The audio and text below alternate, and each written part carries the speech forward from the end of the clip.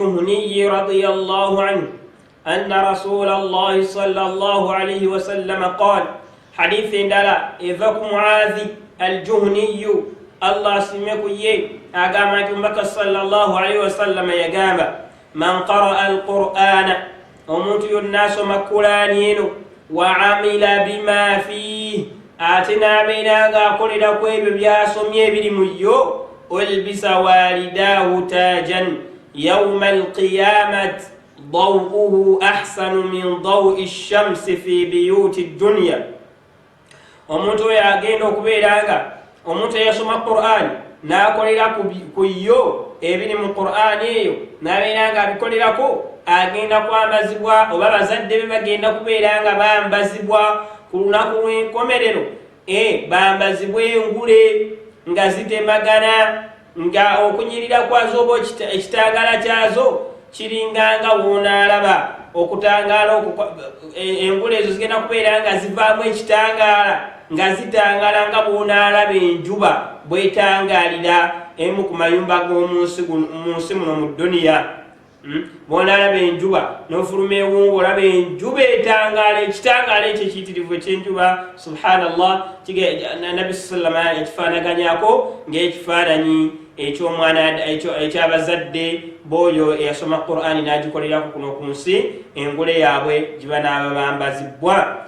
لو كانت فيكم فما ظنكم بالذي عمل بهذا. نبي صلى الله عليه وسلم نابوزنا قاماتي قابلنا بزد بولي eyasomanga Qur'ani nga agikolerako naye ate watya yeye nyini yagisomanga. Subhanallah, bali bazadde bagenda kwambazibwa engule nga zitemagana nga ziringanga ekitangala nga kiringanga bonaalaba enjuba, naye ate watya oli yagisomera ddala ate ye kinaaba kitya. حديث رواه أحمد وأبو داود البيهقي والحاكم وقال حديث صحيح الإسناد.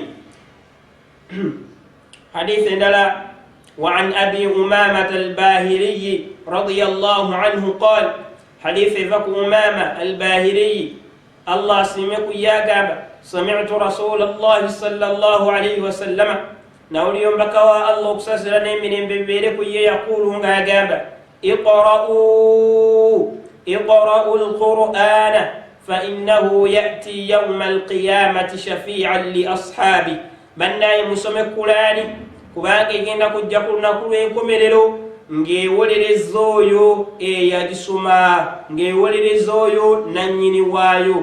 رواه مسلم حديث يا مسلم. قال عمر بن الخطاب رضي الله عنه حديث لا يفك عمر بن الخطاب الله سيمكي أما إن نبيكم قد قال مزمد النبي وم صلى الله عليه وسلم يقام إن الله يرفع بهذا الكتاب أقواما ويضع آخرين.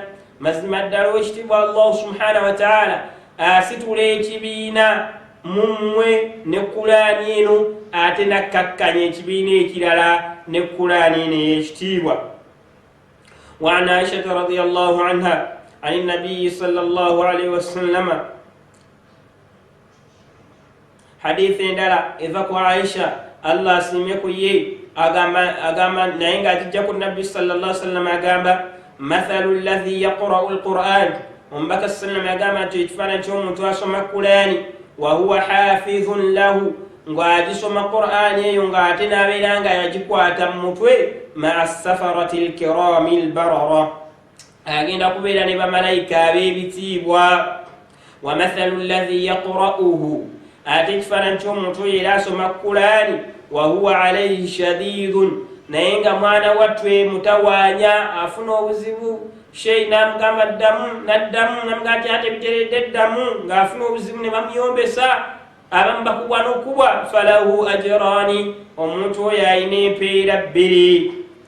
Wa fi lafdhi, ate mu njogera endala mu hadithi endala Nabbi sallam agamba nti almahiru bilqur'ani, oyo omukugu wa Qur'ani asoma Qur'ani nga mukugu muyo kafuliyu muyo ma'a safarati alkirami albarara, agenda ne kubeera ne bamalayika ku lunaku lw'enkomerero luli ab'ebitiibwa. Walladhi yaqra'u alqur'anu, ate omuntu oyo asoma Qur'ani wayata'ta'u fihi naenge mutawani afuna obuzibu muyo wa huwa alayhi shaqqun nga mutufu agezaako natawana nalemerako naenge mukarubiriza lahu ajrani ayina empeera za mirundi ebiri ayina empeera y'okubeera nga asoma Qur'ani ate nabeera n'empeera y'okubeera nga agezaako okubeera akakola ki alemerako.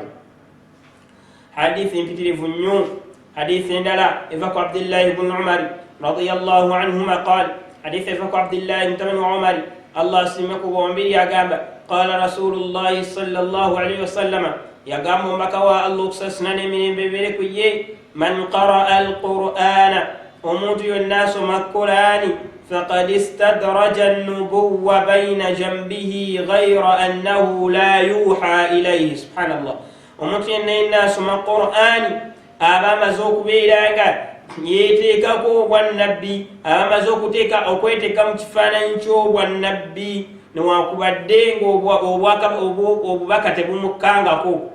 Omuntu yenna asoma Qur'an aba afaanananga nabbi kubanga aba yeetisse mu kifuba kye ebigambo ebyo nabbi byeyeetikka bannabbi byeyeetikka kuba byebigambo Allah byeyamutuma nabyo eri abantu abamaze okubeera nga naye abyetikka newakubadde obubaka tebusse ku ye.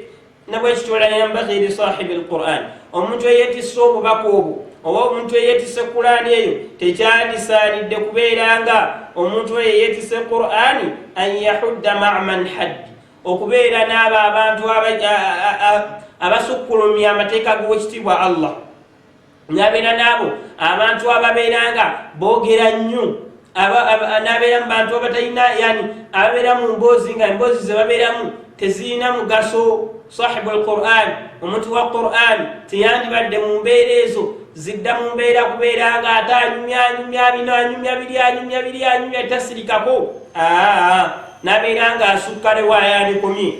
Ekyo nno tekyandisaanidde kubanga alina obubaka alina Qur'ani mu kifuba kye. Wala yajhala man jahila ate yandibaddeawo kubeera nga awakanya amateeka ga Mungu n'abo abawakanyi teyandiwakanyiza amateeka ga Mungu lwaki alina Qur'ani mu kifuba kye. wa fi jawfihi kalamillah nga awamu n'ekyo mu kifuba kye mulimu ebigambo by'ekitiibwa Allah subhanahu wa ta'ala. حديث صحيح الإسناد وعن عبد الله بن مسعود وعن عبد الله بن مسعود رضي الله عنه حديث جفك عبد الله بن مسعود رضي الله عنه الله مسلم قال يقام قال رسول الله صلى الله عليه وسلم يقام بكوا الله سسنا من ببرك من قرأ حرفا من كتاب الله فله حسنة ومتي الناس من قرآن ناس من يكتمون كتاب الله أين بيرا أفن بيرا والحسنة بعشر أمثالها أتي بيرا يموكم بوامو بيرا كمي إما النبي صلى الله عليه وسلم لا أقول ستجيزاتي ألف لام ميم حرف انت ألف لام ميم حرف انت نيكوتا أسكي تجيزا ولكن نأتي تجيزا ألف حرف وقامات ألف نيكوتيم بيرا كمي لام نيكوتا حرف نيكوتا بيرا كمي ميم حرف امبيرا كومي اما كو غامات الف لام ميم وبوفني امبيرا مكومي اساتو. سبحان الله kati ate wacha sengo osoma busomi juzuno jimalayo elimu nyukuta mmeka orabo bulungi bwa Qur'ani yekitiibwa. Hadithu rawahu Tirmidhi wa qala hasanun sahihun. Aborgana hadithi mpitirivu nnyo ezogera ku bulungi bwa Qur'ani eyekitiibwa.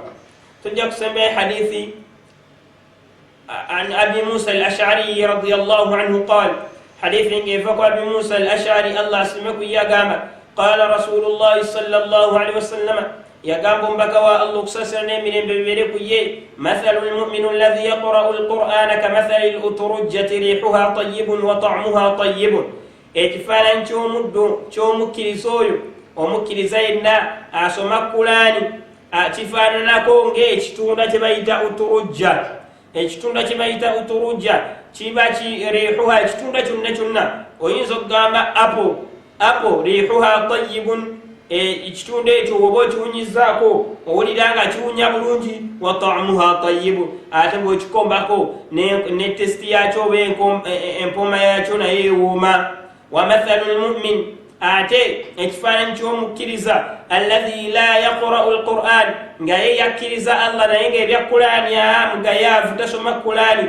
Kamathali tamrati, alinga woonaalaba entende la riiha laha, entende bw'ogiwunyako bw'oti towulira akawoowo kaayo nti erina akawoowo. Wa ta'muha hulwun, naye mwana wattu ate bw'okiri owulira ng'ewooma. Obukkiriza bwe buwooma ne mu butuufu talina kawoowo kabukkiriza Qur'ani teriiwo. Wa mathalu lmunafiq, ate ekifaananyi ky'omunnaafuusi alladhi yaqra'u alquran, kyokka nga ate yeefudde asoma Qur'ani omunnaafuusi oyo. Mathalu rayhaana, kifaananako ng'era ekibala kye bayita rayhaana, akawoowo ako riihuha tayyibun, ekibala ekyo kiba n'akawoowo nga kalungi kiwunya bulungi. Tayyibun, oba alinga ng'akawoowo kennyininyini, akawoowo kennyininyini oba okawunyizaako bw'oti kawunya bulungi. Wa ta'muha murrun, naye okageza n'okakombako owulira nga kakaawa.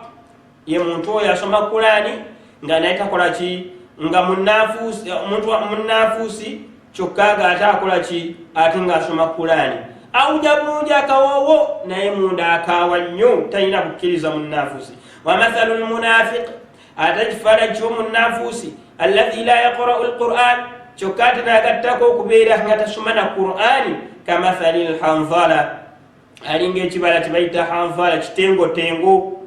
Laysa laha riihun, tekirina kawoowo. Wa ta'muha murrun, ate kikaawa nnyo nnyo nnyo nnyo nnyo nnyo. Sahihu al-Bukhari, hadithi ntuufu ya Bukhari wa Muslimun.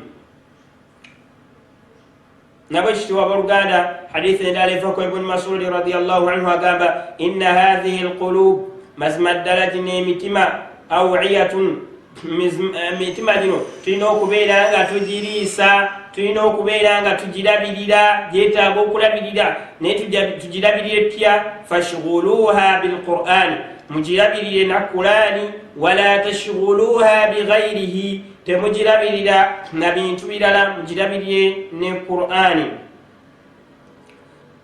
وقال أبو هريرة، أبي هريرة ناقابة البيت الذي يتلى فيه كتاب الله، ennyumba yonna yonna esomebwamu ekitabo ky'owekitibwa Allah, ng'ennyumba eyo esomebwamu Qur'ani. Kathura khairuhu, ogenda okulaba ng'ennyumba eyo ebyengera biyitiridde mu yo, ennyumba esomebwamu Qur'ani. Abi Hurayra radiyallahu anhu ategeeza atugamba nti ennyumba yonna esomebwamu Qur'ani, ebirungi byayo biyitirira obungi, ebaamu obulungi bungi. Wa hadaratuhu almalaika, malaika teziva mu nnyumba eyo. Wa kharajtu minhu shayatin, ate shaitani zigyewalira ddala ennyumba eyo. Amakulu ennyumba eyo ebeeramu bamalayika, ebeeramu ebirungi bingi, ate shaitani tosobola kubeera nga okisiŋŋaana mu nnyumba eyo esomebwamu Qur'ani.